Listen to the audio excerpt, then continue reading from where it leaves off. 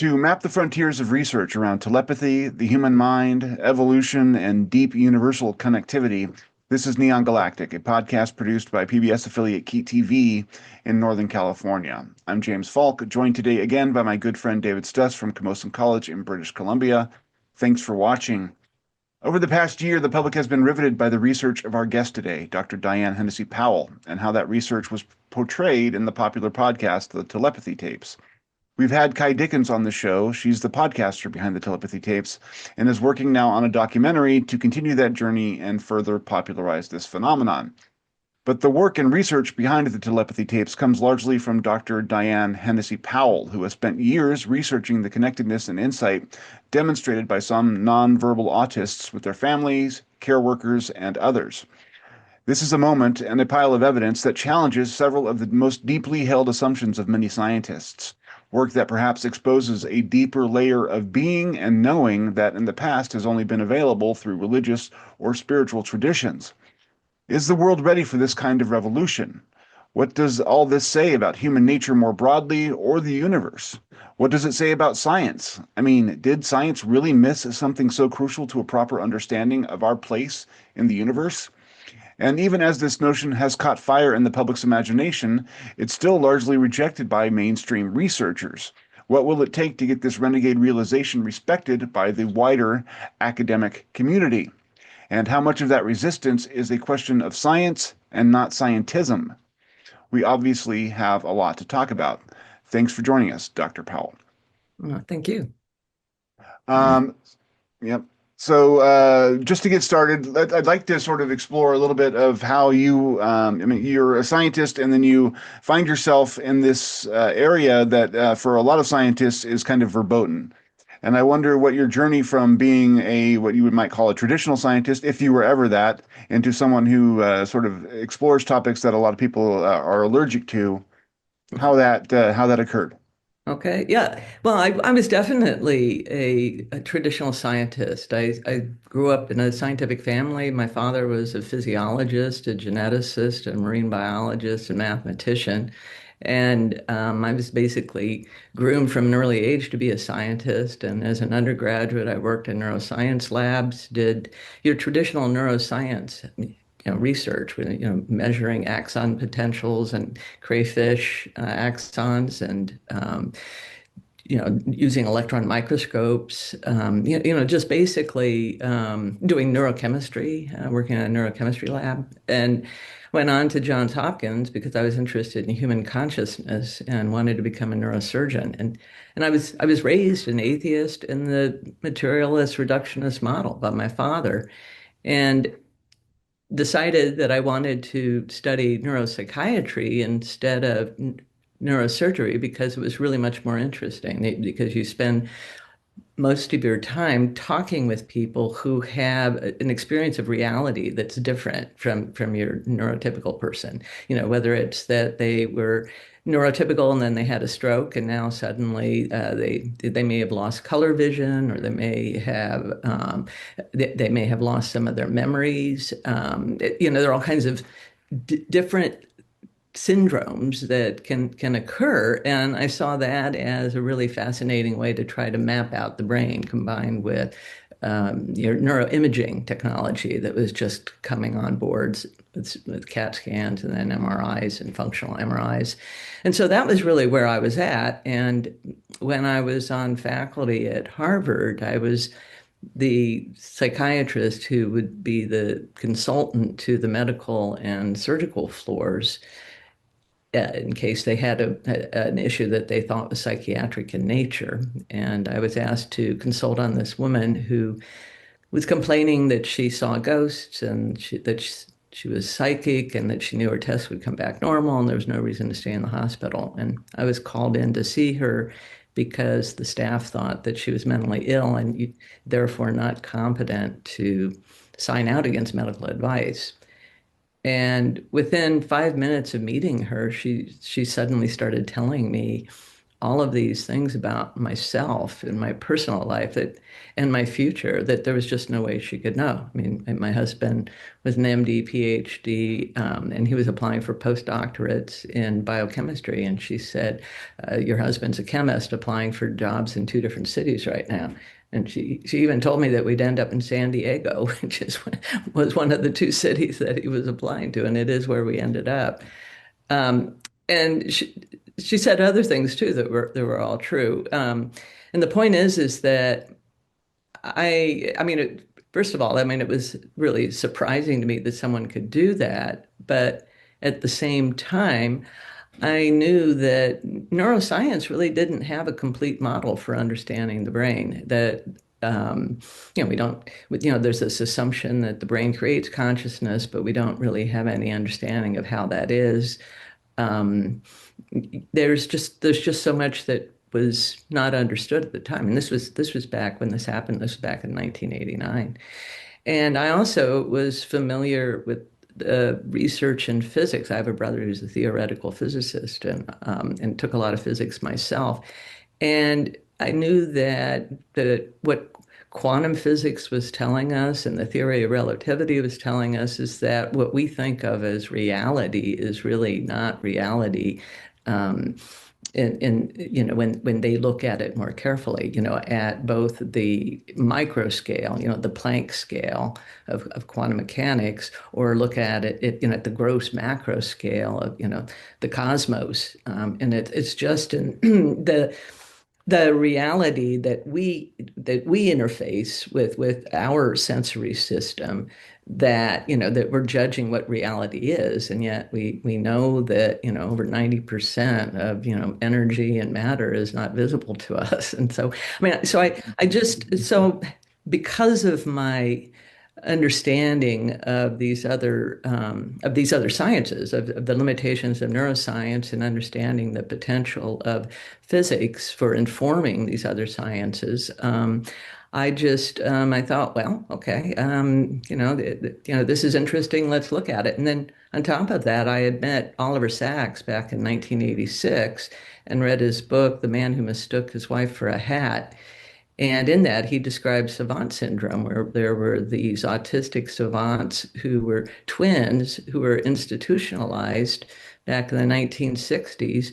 And they were able to do things that are still not understood. I mean, they were able to generate prime numbers just instantaneously that were at first it was 6 digits, and then Sachs was able to validate it at 12 digits. They went up to 20 digits, but computers at the time could only do up to 12 digits. So he didn't have prime number tables that could show him that. But there's every reason to think they were probably accurate on that as well. And they said that they didn't derive the answers, that the answers just appeared to them. It just came to them as perceptual information that they saw in their visual field. And so when I first heard about psychic abilities, and people said, well, I just see the information, or I hear the information, or I know the information, I thought, well, that's very similar to how some of these savants describe that they perceive the information directly. And in both cases, it's getting information from a source that you don't understand. And so I thought, well, these autistic savants might actually have something that otherwise would be called ESP if we weren't so allergic to the term ESP. And and then I discovered that one of the experts on autism, Bernie Rimlin in San Diego, who created the Autism Research Institute and studied thousands of autistic individuals, that he said that savant syndrome was present in about 10% of them, and in an even smaller percentage of them, there were accounts of precognition and telepathy, and so I thought, okay, well, maybe I'm onto something here. Yeah. Could I ask, what would you say your ontological framework was at that time? Kind of like open-minded materialism, or given your upbringing? Um, well, my My father was somebody who was, very much a frontier scientist. And I mean, so my earliest memories are at Hanford, where he was doing research on plutonium. And it was his research that helped to end the testing that was being done out in the open in the West. And then he went on to, we had a laboratory in the basement. He worked on developing parts for artificial hearts and became the head of the artificial heart program at Battelle Memorial. And my father had told me, don't believe everything you read. And there was this, one of my earliest memories, and it was when I was in junior high, and my father said, can I look at your science book? And I showed it to him, and it said in the book that a frog had a four-chambered heart. And he said, that's wrong. It has a three-chambered heart. And and when I took my multiple choice test in science, a month later or so, that question came up, and I had this conundrum. What do I put? Do I put down, what my father said or what the book said? And I thought, well, I'm going to put down what my father said because I mean, if anybody knows about the heart, it's my father. And so, of course, the teacher marked me wrong, and then I had to have a conversation with the teacher about it. So, so that's the kind of family I come from. And then the medical school I went to, Johns Hopkins, is one known for being, at the forefront of a lot of advancements in, science and in medicine. And in fact, when I was for the first year of medical school, we were told that half of what we teach you is going to be obsolete by the end of your career, and it's your job to make it obsolete. So the idea is that science is an evolving field, and that you change your theory based on the data that you get. You don't throw out data because it doesn't fit your theory. And so what I saw was that was what was happening within the field of neuroscience and neuropsychiatry, because there were these phenomena that have been widely reported across time and across cultures, and they just get deemed impossible. And meanwhile, they're moving forward with their model, which I just knew. I didn't want to waste my time on a model that was going to become obsolete, and that I didn't even believe in anymore. Question I have for you is that we were all kind of, I would say prodded into this new level of interest through the telepathy tapes and her mention of your work and then the interviews that she did. I'm wondering, at what point were you convinced that you were dealing with this major revolution and how maybe the human mind is working? And at what point in your research did you come to that conclusion? And what was it in particular that led you to understand that this is potentially a major discovery about the human mind and the universe and all of that?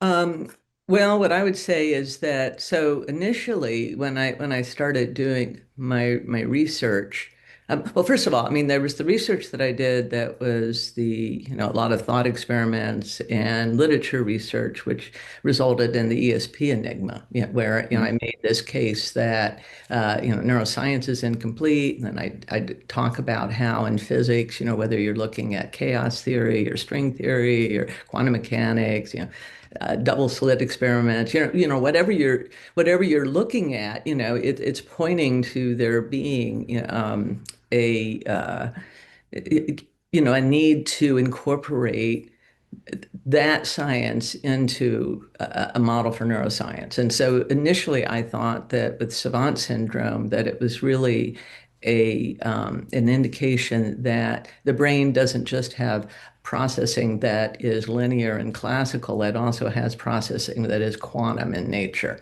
And so I was thinking that it really showed that and if you think about it, I mean, it's just amazing what the brain does with sensory information.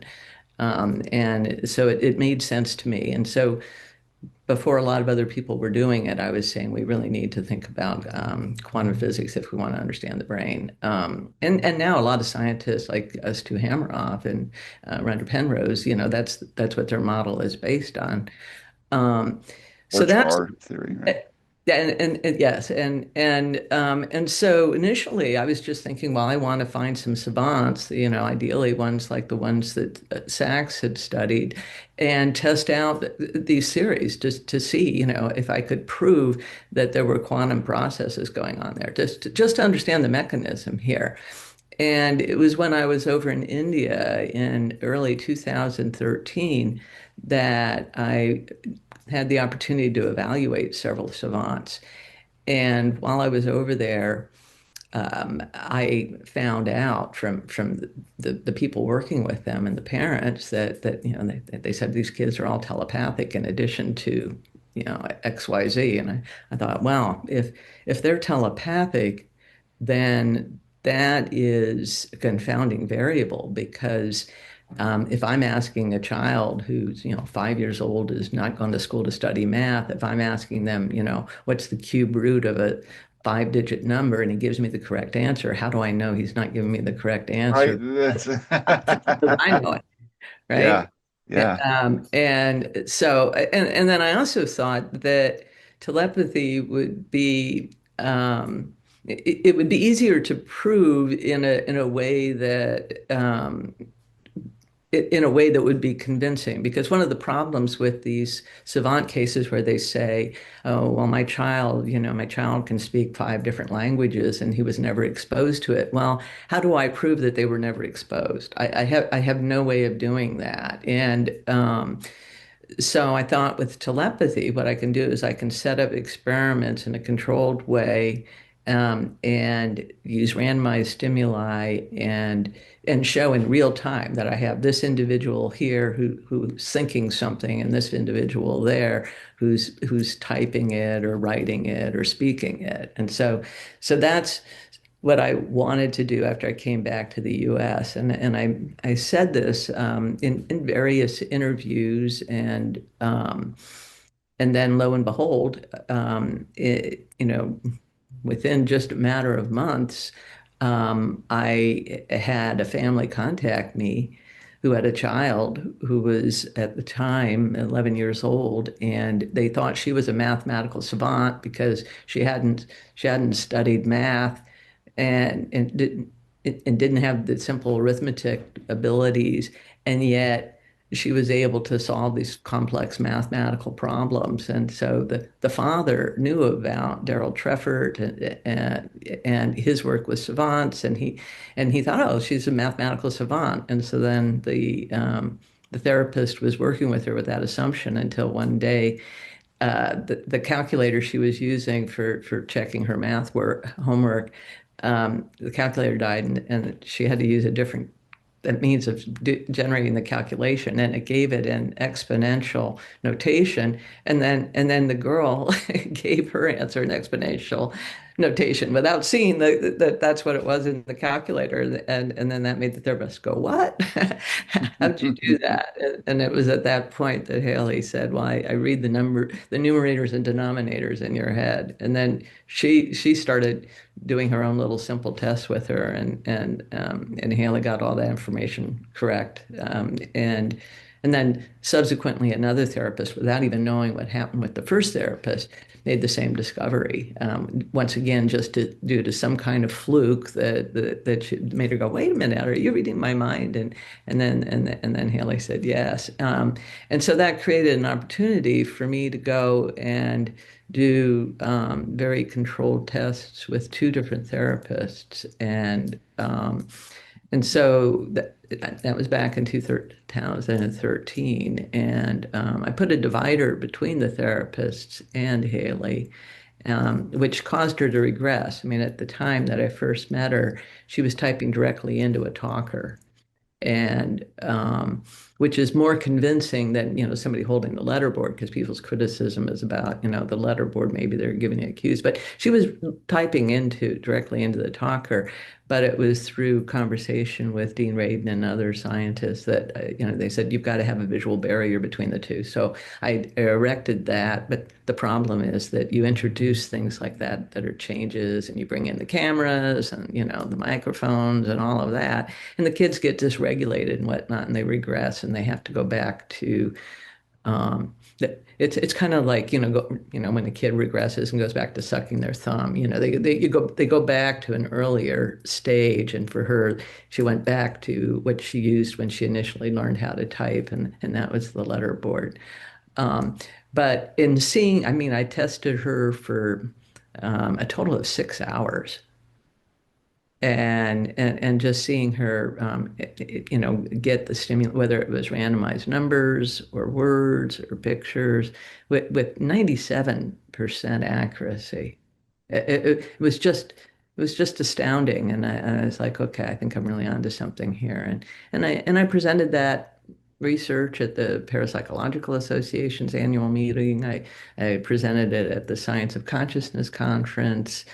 And people were blown away when they saw it, but and then I tried to raise funds for a documentary because I thought I need to have someone who I need to be able to afford a cameraman to be able to film this, because people have to see it to believe it. It's not enough for me to report on it. And I thought combination of the travel expenses and the filming and editing expense, all of that. I just thought maybe we could do this as kind of a low-key documentary, but never got the funding to do that. And then 4 years ago, that's when I met Ky Dickens, and she said, I want to, do, the documentary that you had wanted to do back then.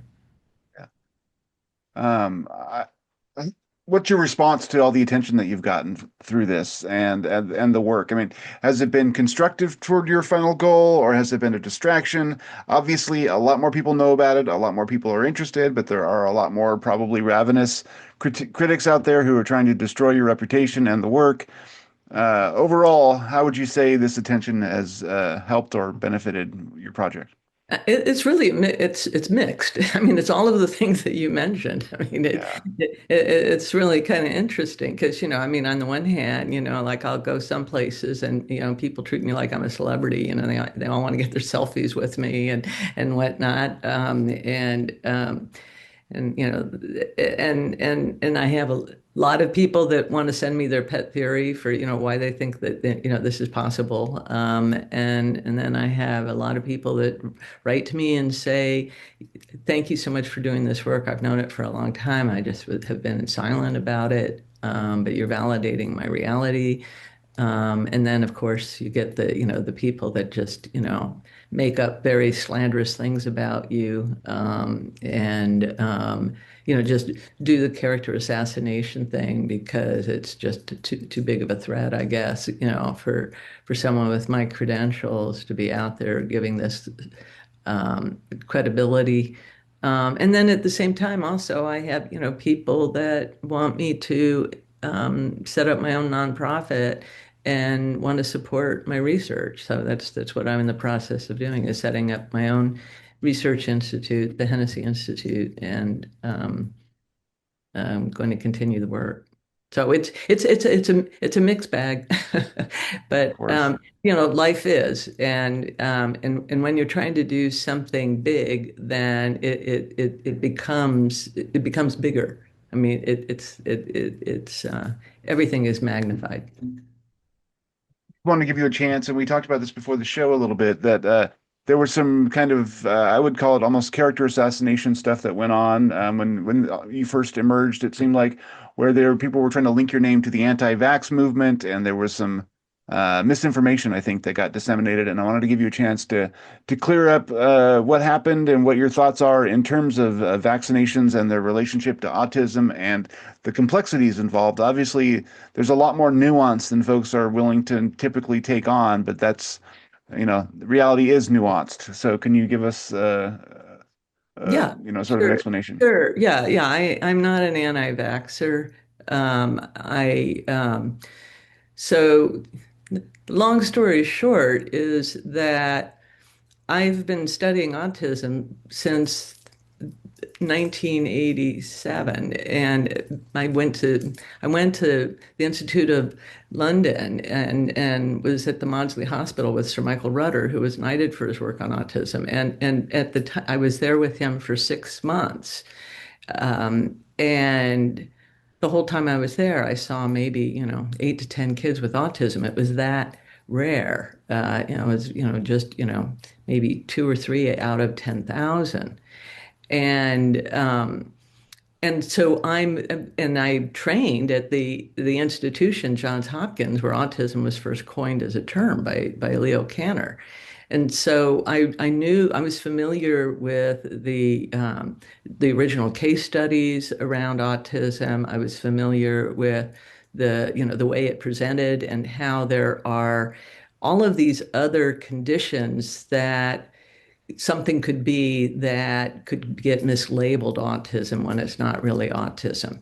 So that was part of what I did with Sir Michael Rutter is we'd have children who'd come to us that for one reason or another their language wasn't developing normally, and it was like, okay, is my kid autistic? And there's various other reasons why a child's language might be different. There's different sensory processing issues. There's something called selective mutism. There's just a variety of reasons. And so, my background as a child psychiatrist and neuropsychiatrist put me in a position who's been studying this for decades to really understand this. And so when I saw that the rates of autism had gone from just 1 in 10,000 to, 1 in 100. And now they're like, depending upon which statistics you're looking at, they're around 1 in 30.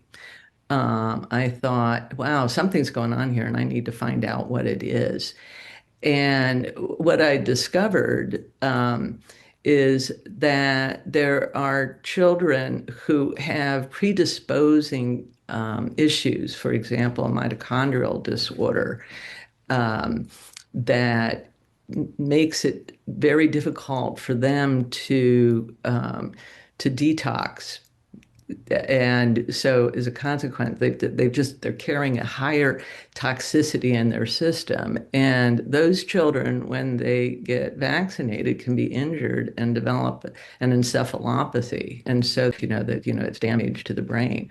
And this was something that Dr. Zimmerman, who was the Kennedy Krieger Institute at Johns Hopkins, had testified that some of these children who have mitochondrial disorders can have a reaction, and that it's really encephalopathy, but it gets labeled autism. So I think what's happening is that you have this combination of, to some extent, there were people that have the higher functioning, milder version of autism that were being underdiagnosed back in the 80s and 90s, and now you have a lot of children who are getting overdiagnosed as being autistic when it's another condition, because autism is on everybody's radar now. It went from not being on anybody's radar into it's on everybody's radar now. And a lot of pediatricians, they have a parent call them and they say, my kid regressed. They stopped speaking,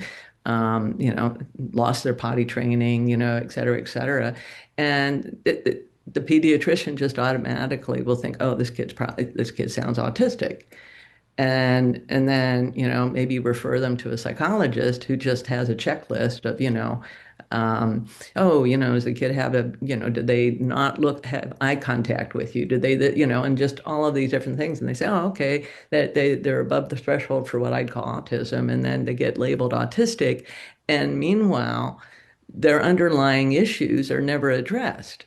They've got, some of these kids have, toxicities that they need assistance in mobilizing. They need some, repair to their mitochondria.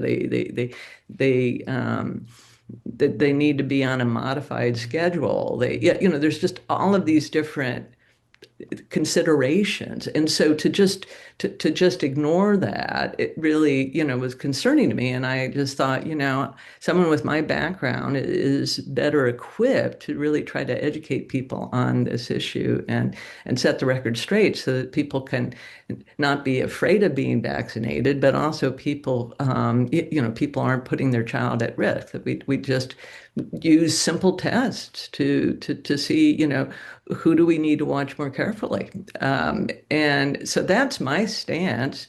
That was my stance at the time.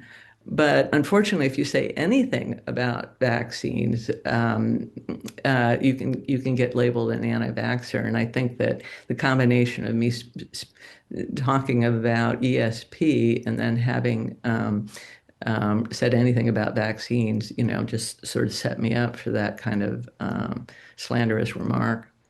Yeah. Thank you for that. That is, I think, will help dispel any doubts anybody might have, because that sounds eminently reasonable to me. And if people can get a screening to see if their kids are going to be sensitive to vaccinations or not, that seems like that may well be the answer for a lot of folks' concerns. And maybe that'll become more a part of the conversation in the future. I wonder, one of the things that David and I often talk about are, sort of the underlying matrix that makes ESP and things like that possible.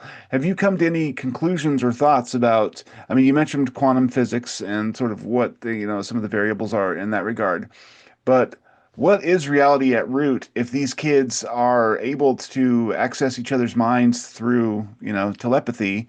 And is it something that's only limited to those kids because they've quieted sort of the rest of the noise that so many of us carry about, or is it something inherent to their condition that allows them that talent? Um, well, so I'll tell you sort of what my suspicion is. Okay. And because in something that I've come to over a period of time.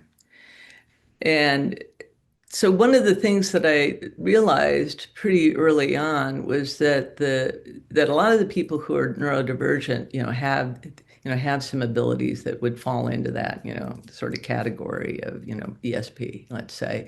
Um, but to have them to the degree that these non-speakers have, they don't. I mean, I haven't met anybody who has the abilities to the degree these non-speakers exhibit them. And I think that's one of the reasons why people find it just so hard to even believe it, because the accuracy is just that so good. You go from the kinds of experiments on telepathy that, were done in Faraday cages by, other researchers like at IONS.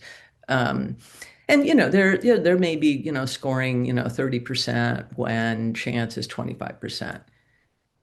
And these kids are scoring 95% when chance is maybe 10%.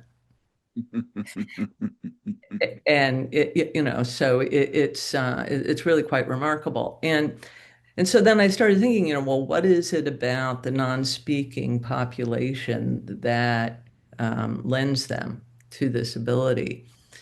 And I started thinking about it as a person who was raised with evolution, and thinking about how the if you look at evolution, you'll and then you look at the development of a human being, if you're looking at it physically, okay, what you see is that the development of the fetus goes through all of these stages that are similar to what the evolution was of the human species in general. Okay. And and similarly, that's the case. I know this as a neurodevelopmental you know, expert. It's similar to the case of the mind as well, And so what you see is when children, first come into the world, um, they report things like remembering past lives, or they might have little imaginary friends that they see, um, and and then they all of that sort of goes underground as they develop language and get into our educational system. Mhm.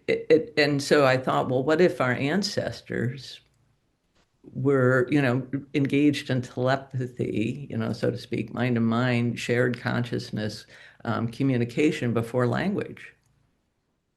I mean, a lot of animals seem to have an ability to communicate with one another that goes, beyond just, what we know about their vocalizations, Can because I just offer Yeah. something real quick to that regard?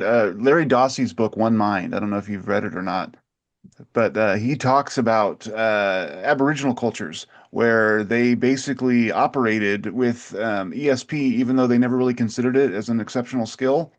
And one of the things that he was talking about, according to the folklore of a particular group he was talking to, they were discussing smoke signals and how they used to send up smoke signals. And the interpretation was for a long time that the puffs would be like, Morse code or something like two puffs Right, means right, yes, one puff means no, or whatever.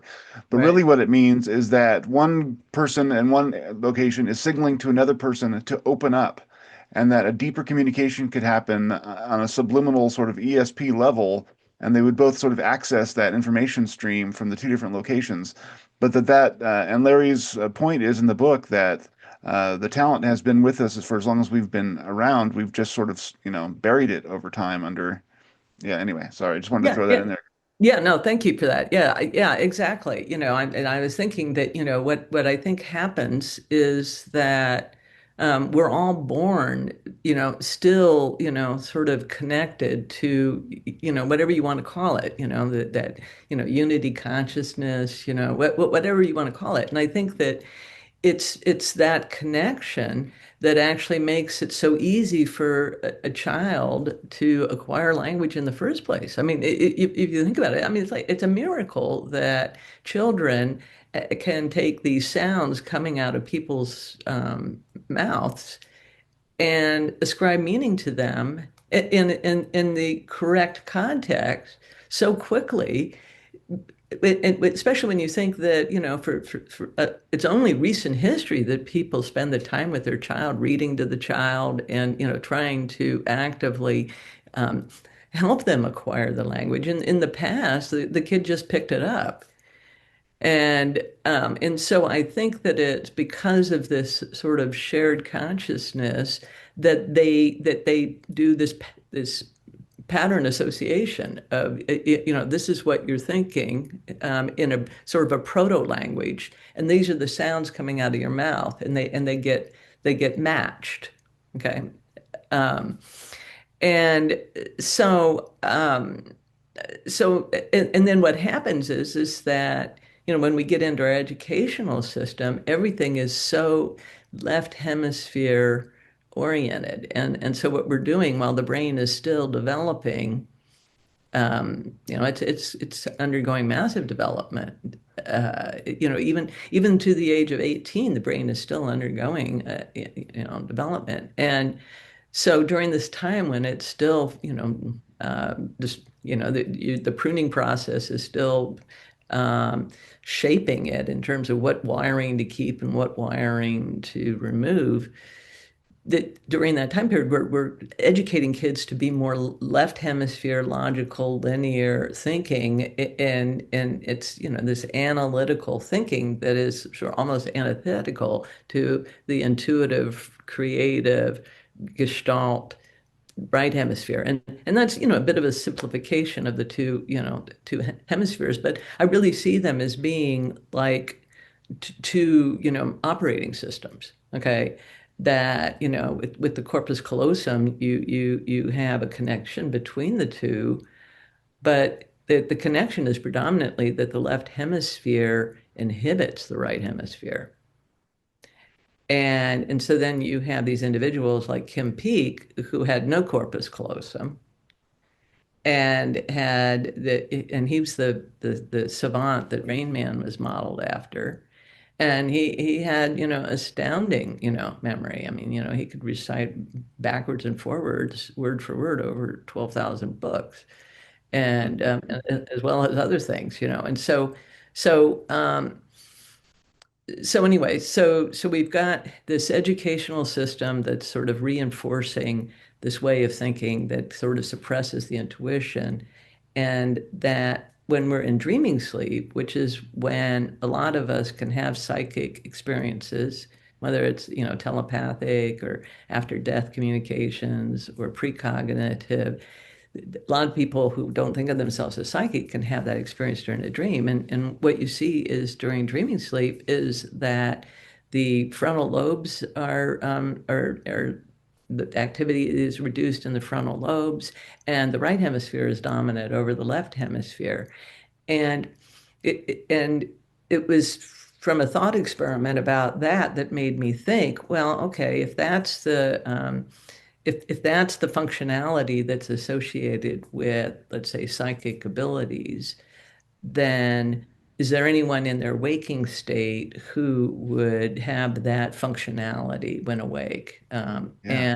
And I knew because of knowing the brain imaging on all of these various conditions, I knew that the autistic kids would be the ones who have that in spades, that the frontal lobes are less active in children, and in autistics, it's their deficits are predominantly left hemisphere language-based deficits, and their savant skills are predominantly right hemisphere, and that their cognitive processing styles are what we associate with the right hemisphere: visual, spatial processing, and pattern recognition. So I thought, well, so that's what led me.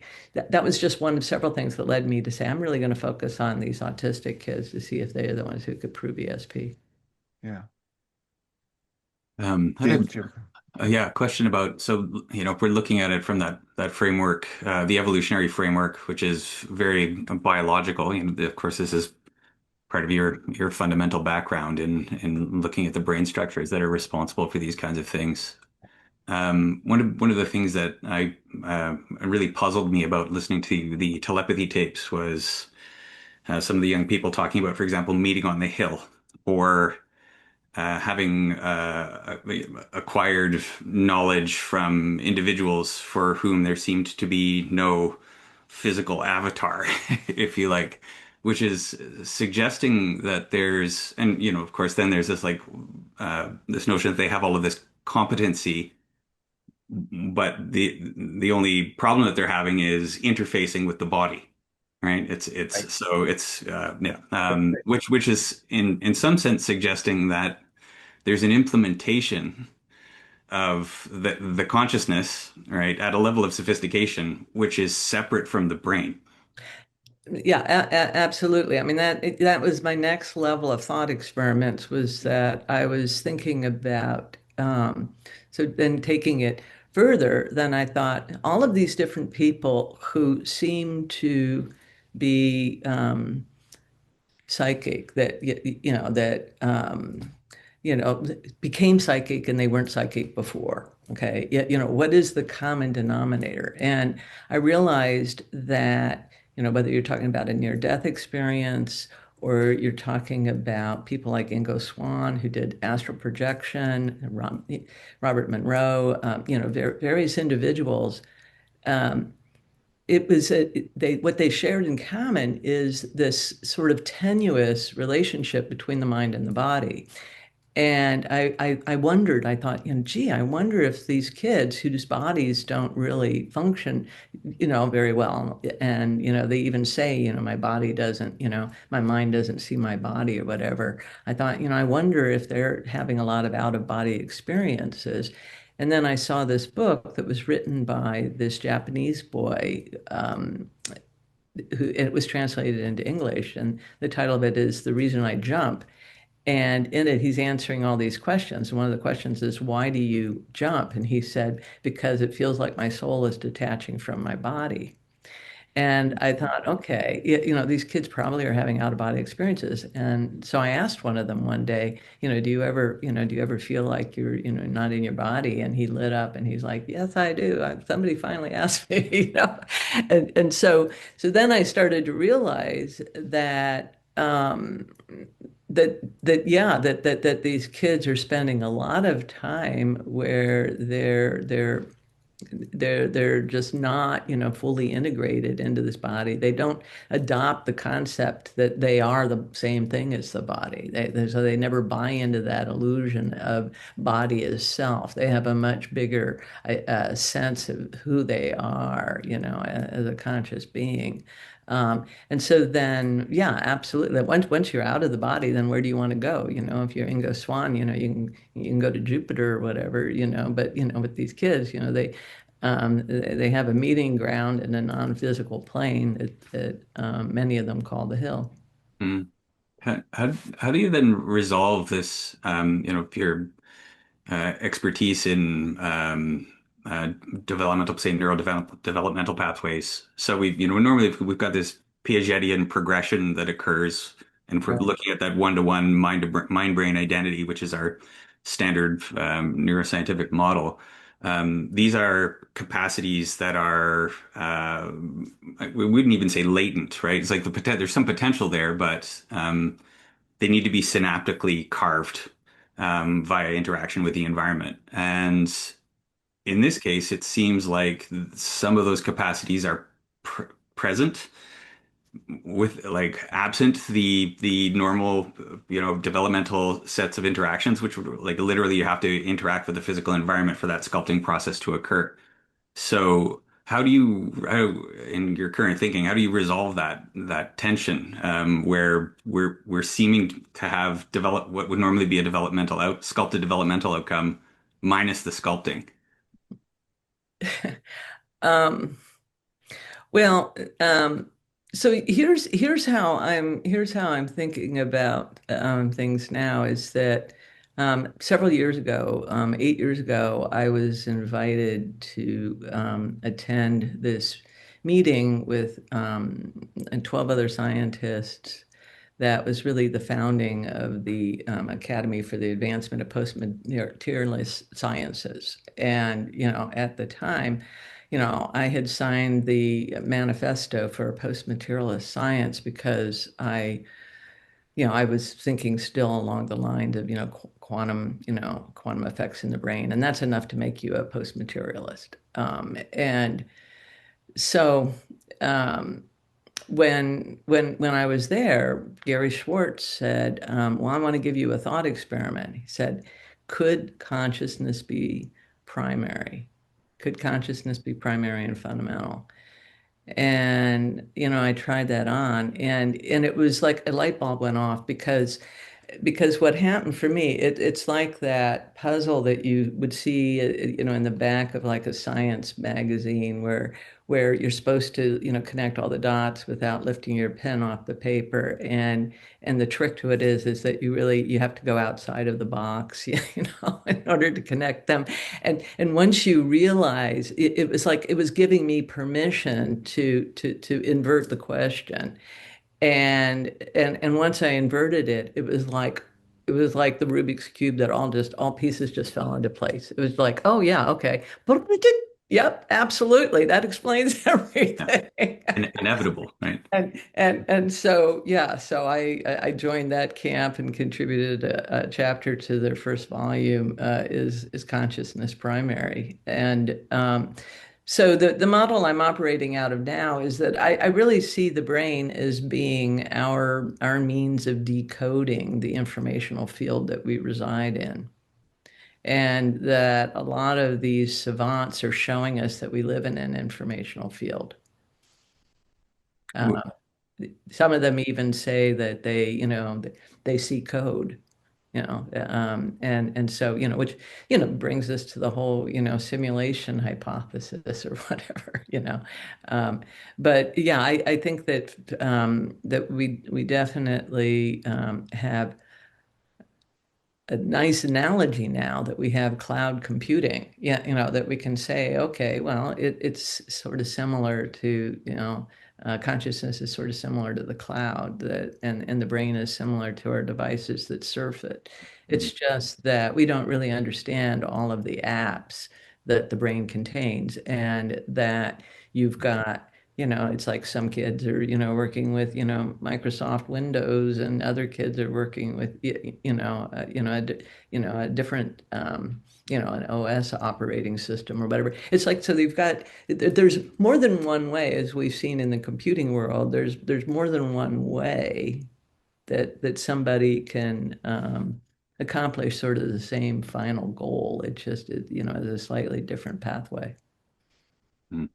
So To me, it seems like go ahead, sorry, James. go. I was No. just going to say there's a strange elegance to the idea that we've mirrored. I mean, if all that is true, then we've mirrored sort of creation again through our own technology on a smaller scale. We're sort of like learning how things work by constructing our own miniature reality enclosed within a computer, Absolutely. I mean, I think that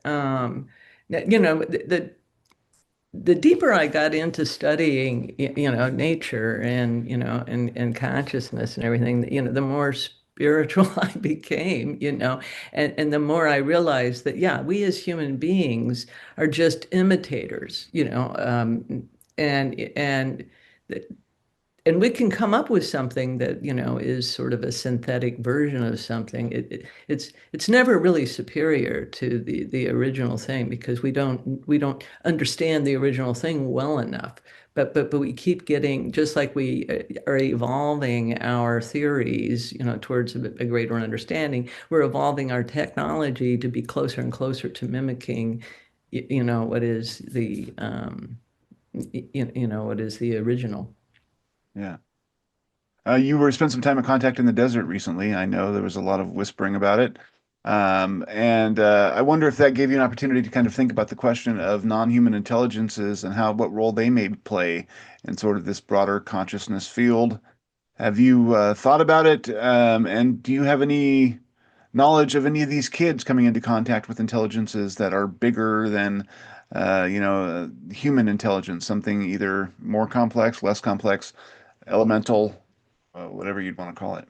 I'd say that um, by and large, most, if not all of them, um, see sort of see beyond the veil. Some of them, they describe, having encounters with, Jesus or God or angels. Some of them talk about, having experiences with light beings. Um, some of them will say that that they're from a different star system. Um, so yeah, there's definitely there's definitely that kind of convergence right now between the work that I've been doing, for all of these years and the whole sort of UAP disclosure movement. It's like all of these things are kind of converging together, because many of the things that the autists tell me are in alignment with what some of the people who are contactees say. Complexities, real quick, David, and then I'll let you have the. Please. I wanted to ask about is sort of an ethical question that I think a lot of people pose or wonder about in this context. I've talked to a lot of experiencers, right? People who've had some kind of contact experience with, like you were saying, light beings or even physical craft, that sort of thing. And there is a phenomenon reported by them entirely earthbound of people in the intelligence community taking a great interest in what they're experiencing, what their contact might be, what it might mean. And I wonder about the possible exploitation of kids, autists in particular, who may have special talents and abilities that, say, government or even the military industrial complex kinds of folks would want to take advantage of and use for, if not nefarious, then national security purposes. Um, do you have those concerns, and do you have any evidence that that may have occurred in the past? I mean, I know some kids have reported being taken to certain educational institutions and have been subjected to certain things, but I'm wondering if that's happening to autists. Yeah. I'm not aware of, it's my clock chiming right now. There we go. Um, I'm not aware of that having happened, but that doesn't mean it hasn't happened in the past. I'm not aware of it. The individuals that I work with, first of all, I'm very protective of them. And secondly, they will not cooperate unless they like you. And they get a read on whoever's there. I mean, they read the person's energy, and they won't do anything for you if they don't feel like you are well-intentioned, or they, there is no privacy around these kids. They also are not as functional as a lot of people think they are. I mean, they get dysregulated very, very easily.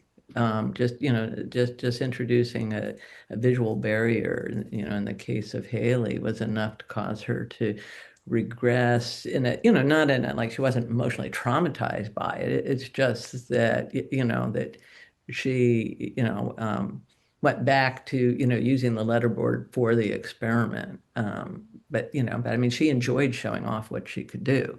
And these children want to show us. That's the ones that I work with. They say they really want the message to get out there. That they really feel that they're here to help evolve humanity, and so they want me to be doing the work I'm doing. But as I said, if somebody came along who tried to exploit them, it wouldn't work. It just wouldn't. Because they're very challenging to work with anyway, and they work well. I work well with them because they trust me, and I have a calming presence on them, and they know that my intentions are only to serve. Do you have a question you wanted to ask? Yes, a brief story that I wanted to share about the sensitivity of some of these young folks to environmental stimuli. You're talking about the whiteboard. A friend of mine who became a music therapist works with a lot of similar kinds of children, and he had one young man he was working with who was always soothed by this a kind of Bach concerto that he could play. And so he was dysregulated. The fellow started to play the guitar, and it just got 100 times worse. And he realized that even though the guitar was in tune, he hadn't tuned it to a tuner, and it was out by like 1 hertz or something like that. So he tuned it to the tuner, and then the individual was soothed. So it's like unless you have to a difference of like 1 hertz, like if unless you were That's have right. perfect pitch, like otherwise nobody could really tell the difference. Yeah, absolutely. Yeah, I mean, a lot of these kids do have perfect pitch, and it's one of those things where if something is close but not quite, it's more grating Mhm. than something that is just totally out of whack. Yeah, I'm very sensitive to colors, and so there's certain colors that I see them and they clash, and I'm just like, oh, please don't put that with that. Um, yeah, but and similarly, they're just they see people's auras. They pick up people's vibes, and they shut down if they don't like what they're feeling. So I can understand this concern. I certainly would never want to see them exploited, and yet at the same time, I want to assist them in getting their message out there because they what happens is that they've it's been really rough for so many of them to be misconstrued as mentally retarded.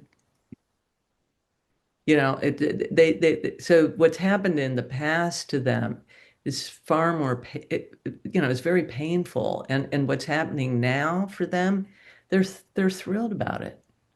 They're absolutely thrilled that people are starting to see that they do have some gifts, that people are starting to want to know, how can we accommodate you, help you get an education? How can we give a voice to you and your concerns? So in general, I mean that, the quality of their existence has improved, as a result of this becoming more public. And what I hope is for that to continue. Is there any risk that among maybe a particular susceptible set of people or whatever, that this kind of ability could be fetishized or religionized to where they're elevated to a point where, again, they're seen as non-human, even if it's more evolved or advanced? And, rather than being seen as normal people, they're somehow now seen as the evolutionary vanguard. Is that a risk? And would you put that in the same kind of category as exploitation? Well, well, yeah. So my answer to that is that is a concern of mine. Okay. Yeah. I mean, the last thing I'd like to see is for them to be, you know, uh, put on a pedestal and worshipped as the modern day oracles, and then to have a whole, religion cult or whatever get centered around them. I think that that would not be healthy for anybody involved. Yeah. And Whether or not that's a form of exploitation, I don't know. I mean,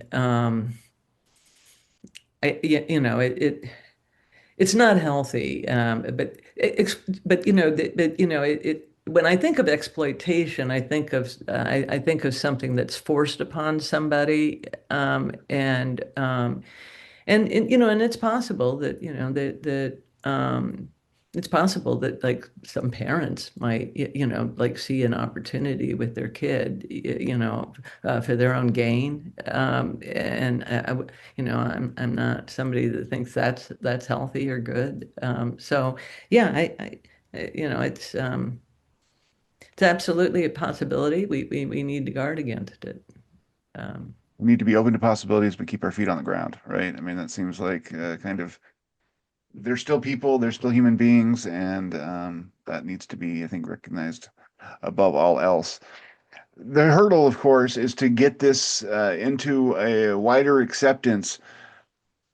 David was posing a question earlier about what's the hiccup about getting people to even kind of examine this evidence. What was that question, David? I think it's an important one here about like obviously what's the breakthrough moment? I mean, what was your Yeah, I don't know if we've had a chance to talk about it yet, but you and I had earlier. Uh, one thing that we were curious about is has something to do with the well, I guess we could look at it from a Kuhnian paradigm shift perspective. Do you have a sense that something like that is underway? But another part of that question is, do you have any insight into the origins of the resistance to this in individuals? Do you think that's just a matter of culture, or is there something deeper going on? oh boy, yeah. Okay. Well, yeah. easy So questions? yeah. So first of all, I do think a paradigm shift is happening. I do, and I think that what's it's been something that's kind of come close to shifting and then receded. Yeah, like back in the 70s, that it almost became accepted. Okay, I mean, I remember reading Kessler's book Roots of Coincidence, which was written in 1976. And he said, unless there's a massive conspiracy, ESP is going to be accepted. Okay, because you've had a lot of really you know esteemed minds who've lent credibility to this. I mean, Einstein did, Freud did, Carl Jung did. A lot of people, say that these things are real or possible. And so I think that, and in the early 70s, I mean, there were people that went to college, and depending on where they went to university, I mean, they were actually able to study parapsychology. Then it all, disappeared. They couldn't take those parapsychology courses in university anymore. And here we are now, 50 years later. Okay, and I think that hopefully this is going to be that last and final, okay, now it's going to get accepted after going through these different cycles where, um, it's close and then it gets pushed back down again. And it's just a different responsivity on the part of the public now, in part maybe because of podcasts, and in part because, the general public, I mean, largely believes in these phenomena. And and people are less trustful of academia now. They're less trustful of the news now. I mean, so there's a real shift that's occurring in the culture at large. Okay, so that's one aspect of things. The resistance, there's I'd say that there's two main sources of the resistance, and both of them have dogma as a central operating principle here. You have some people that are resistant to this, who are scientists because they say it hurts their brain to even think about it. Yeah, yeah. It's just sort of like this is what I know, and they just can't rearrange their thought process to fit with it. They just can't. And and they also, if they're in academia and they've built their career and their theory based on the old paradigm, there's a bit of an ego and a protection, a thing where they don't want all of that work to get, thrown out and discarded as no longer relevant. And so there's some of that. Another source where there's dogma as well is within organized religion. I mean, some of the people that I run into, they say, as paradoxical as it may seem, they say, "Well, I'm a Christian and I can't believe in these things, and I'm just like, or I can't support this kind of work because it's work of the devil." And somehow it's like, well, you could have all these miracles and things that we would think of as, um, paranormal, that are described in the Bible, but somehow in modern day, it's not supposed to ever happen anymore. And so once again, there's sort of yeah, power structures that are dependent upon keeping, the current dogma in place because it puts them as an intermediary between you and Mm. God. Okay, if you're saying to somebody, hey, you can, have access to source that and you don't need this minister or priest to help guide you along the way, then that once again it's threatening to their whole structure. So I think a lot of the resistance comes from that, and some people are just resistant just to be resistant, and there's some people that are paid skeptics. Hmm. Absolutely, there are.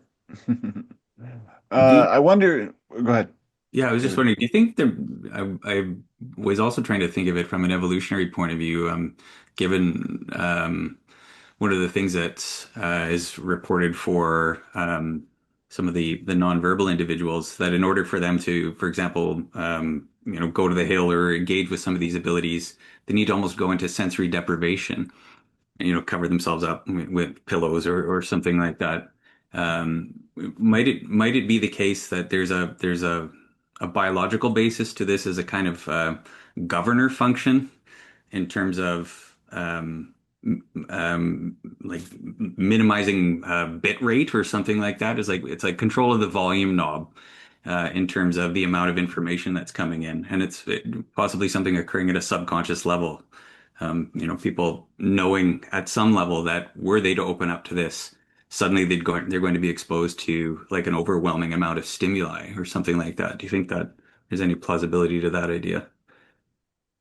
Um, yeah, I mean, one of the things that's interesting, I had a conversation with someone yesterday who has a daughter, non-speaking daughter, who can read her mind and is able to even access memories that she was trying to suppress. And what happened is because of the really close connection between the two of them, it has started to open up her own sort of extrasensory perception, and it's problematic for her. For a lot of people, that filter kept them kept them kept them functional, and be able to put one foot in front of the other, and they don't know how to handle it. And it's not something that like she's had doctors put her on antipsychotics and they don't do a thing. And so I think that just like I'm an expert on PTSD because autism was so rare when I first went into private practice that my practice was predominantly working with people with really severe PTSD and people who have a memory block for the trauma. They have a memory block for a reason. It's because they emotionally can't handle it. And so I think that when you live in a society that pathologizes these experiences and doesn't uh, provide any guidance for how to even manage the information overload. It's problematic, and so what I'm hoping is that in addition to the paradigm shift, that we actually have more tools to help people to um, have the gift and the functionality. And that's a lot of the research I'm interested in, is not just exploring these abilities, but how do we render people functional who have them? Because I mean these kids are not very functional. Mm. They're incredibly dependent upon their families. Mm. It makes me, I saw on your website that you had a mention of the ancient mystery traditions, which intrigued me. And I also think about like Eastern traditions with, Buddhism and whatnot, when they talk about cities and waking up the abilities through intense concentration and meditation. It seems like that could potentially be a productive path toward figuring out how to sort of awaken those things up and then also keep balanced while in the midst of them so that you don't get overwhelmed in one way or another. Absolutely, absolutely. I mean, there's no need to reinvent the wheel. I mean, if you have these, ancient wisdom traditions that still are reasonably intact, then yeah, let's learn from them. And I've been the most impressed with and have spent the most time studying both Native American spirituality and the Vedas, and Hinduism. I mean, the first spiritual tradition that I embraced was actually Buddhism, because that's really an easy one to embrace. You look at the noble truths, and the first one is that life is full of suffering, and I'm like, yeah, I can tell you that I for sure. could, that's true. Yeah, I Yeah. mean, that's really kind of hard to dispute that one, and you realize that, yeah, a lot of it is that we add to that suffering by expecting life to be different. It's the overlay that we put on it. It's this, labeling it bad and saying it, and trying to resist it in a way rather than learn, how do I work with this? How do I manage the energy differently? And one of the things I saw over and over again in my practice as a psychiatrist is that when people shifted their attitude towards things, when they started having more positive outlook, or were able to just be more flexible or whatever, life went so much better for them. And so that was the first thing I embraced. But then, yeah, then I became also very interested in, both Hinduism and in the indigenous Native Americans. And because there's also this element to them that really gets more into the metaphysical, rather than the other one really kind of worked well with my experience as a psychotherapist. But it didn't really help me to get into the more mystical aspect of things. My experience is exactly the same in terms of like subtle bodies and stuff and what levels of consciousness there may be and how they may potentially be gated.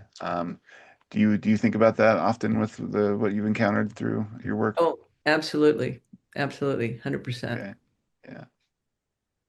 Well, that's pretty much all the questions I had. David, did you have any questions you wanted to get out there before we wrap up? I had two more juicy ones. If we've got time, how are we doing? A few more minutes left.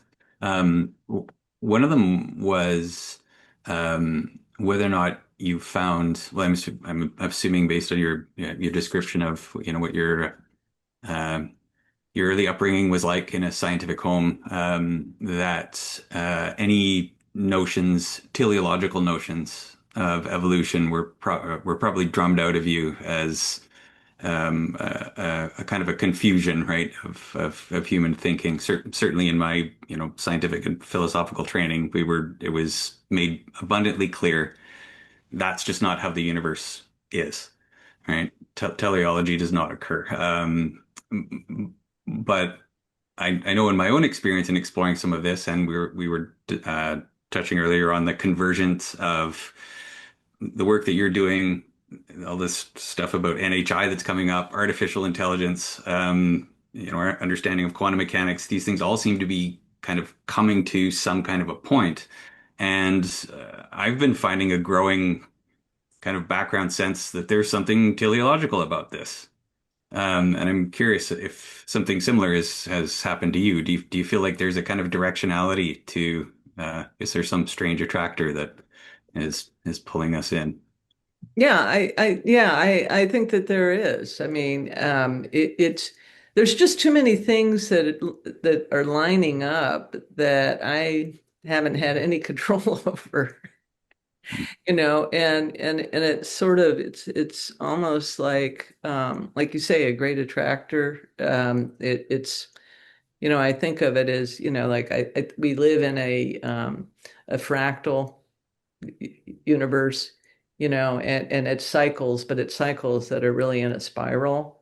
Okay. And so in it's moving along. Okay. And we're just kind of riding on that. Okay. And we're coming at that right place in the cycle where this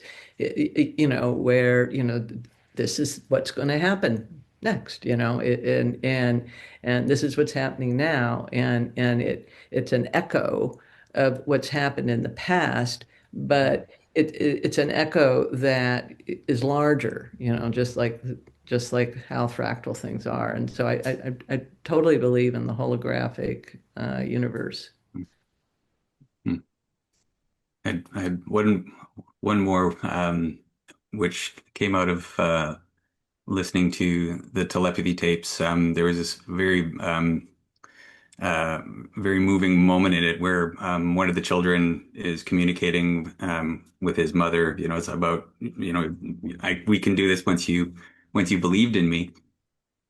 And you were talking about the sensitivity of some of these individuals to vibes and how they won't work with you if they don't like you.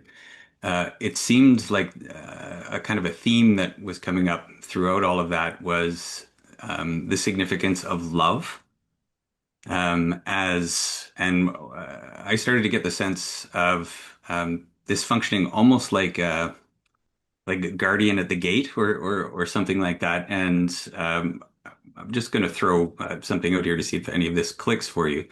Um, Understanding the brain as a classical computational instrument. You talked also about the possibility that there may be some quantum mechanical processing that's occurring there. Um, I'm curious if there's a sense of the relationship between to put it in as new age a way as possible, the quantum mechanical and what might be something like the energy of love.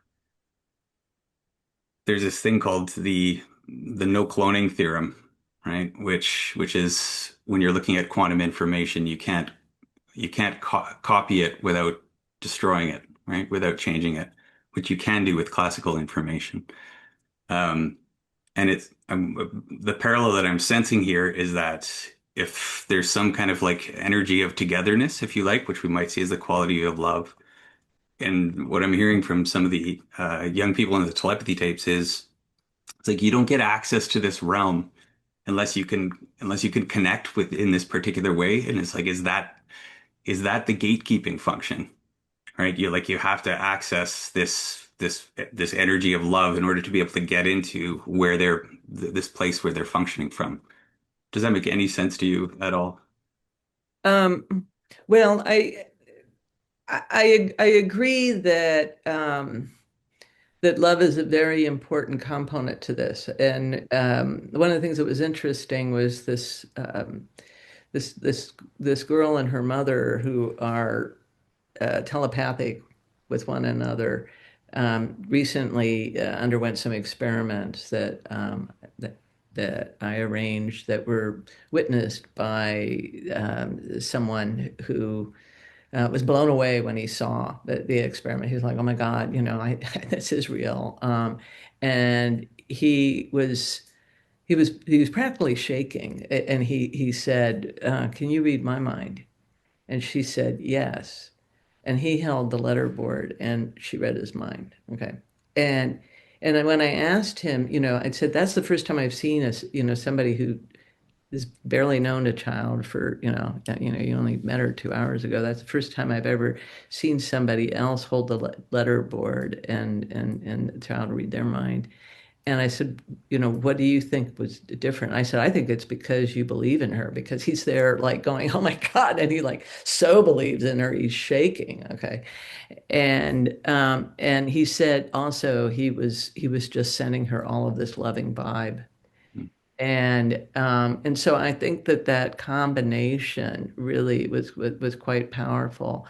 Um, I don't know, it's harder for me to see how quantum mechanics fits into it. I see it more as that love is a life affirming, life supporting energy.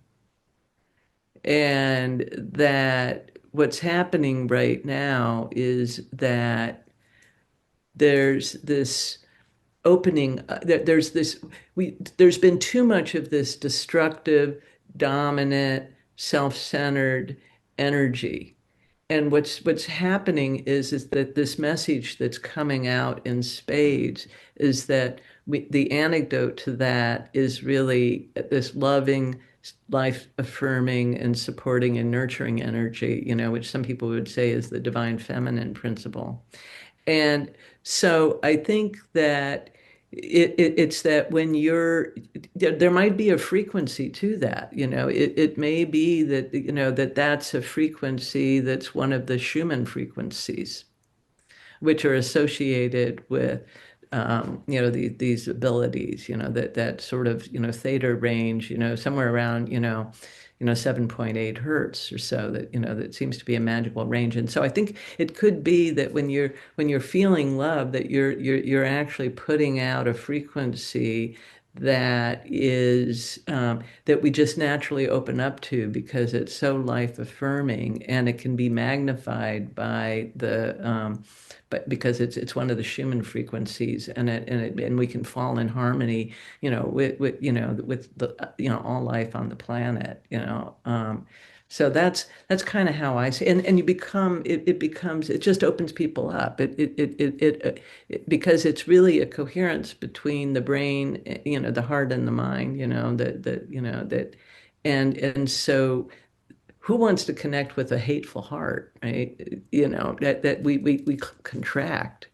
But when you're around somebody who's putting out this vibe of love and acceptance, it just opens some channels, and so that's more how I would describe it. But I don't see how quantum mechanics quite fit in. Doesn't mean it doesn't, but that's more my kind of simplistic view of it. Right. I think the everything that you described, a word that I might use for that is you're getting entangled. Hmm. So there's the parallel for me. Yeah. Yeah, and the way I described it to someone the other day is that, um, when you have a loving bond, it's like there's a psychic cord between you. Yeah, and therefore then, and that, you could label entanglement or whatever, but it could be that there's a standing wave between the two of you, a scalar wave, which can cause instantaneous, um, communication. But it's some kind of something that forms a bridge of connection. Hmm. Fantastic. Yeah, thank you so much for this hour and a half. It was a delightful, wonderful conversation. I feel like we got to some really deep pools of thinking, so I appreciate you so much. Oh, well, thank you. Yeah. Delightful. Thanks so much. You're welcome.